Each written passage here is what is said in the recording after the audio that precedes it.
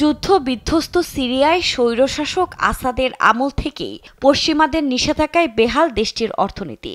বিদ্রোহীদের হাত ধরে ক্ষমতার পালাবদল হলেও দুর্দশা কাটেনি মানুষের। সিরিয়ার অর্থনীতি পুনরুদ্ধারে কাজ করার ঘোষণা দিয়েছে বিদ্রোহী গোষ্ঠী হায়াত তাহরির আল শামের প্রধান আবু মোহাম্মদ আল জুলানি। একই সঙ্গে দামেস্কে বিবিসিকে সিরিয়ার বর্তমান পরিস্থিতি নিয়ে সাক্ষাৎকার দিয়েছেন তিনি, যেখানে সিরিয়া বিশ্বের জন্য হুমকি নয় বলে দাবি তার।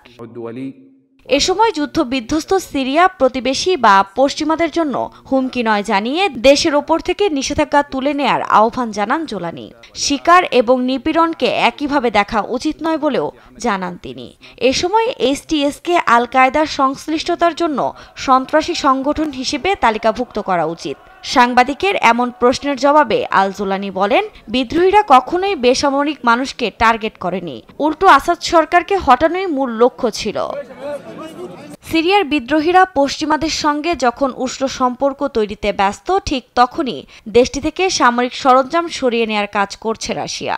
একে সিরিয়া থেকে রাশিয়ার পাততাড়ি গুটানোর প্রস্তুতি মনে করছেন বিশ্লেষকরা।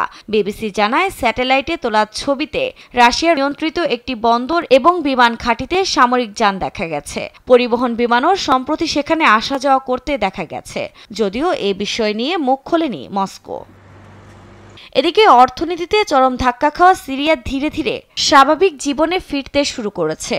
বাশার আল আসাদের দীর্ঘ শাসন অবসানের পর প্রথম বাণিজ্যিক ফ্লাইট দামেস্ক বিমানবন্দর থেকে উড্ডয়ন করেছে।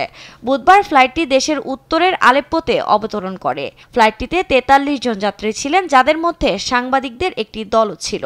যদিও দেশটিতে এখনও প্রায় 9 লাখ মানুষ বাস্তুচ্যুত রয়েছে বলে জানিয়েছে জাতিসংঘ। সিরিয়ার অর্থনৈতিক পরিস্থিতি কোন দিকে যাচ্ছে তা নিয়েও আন্তর্জাতিক মহলে চলছে আলোচনা। আফরিন মৌ, নিউজ ডেস্ক, দেশ টিভি।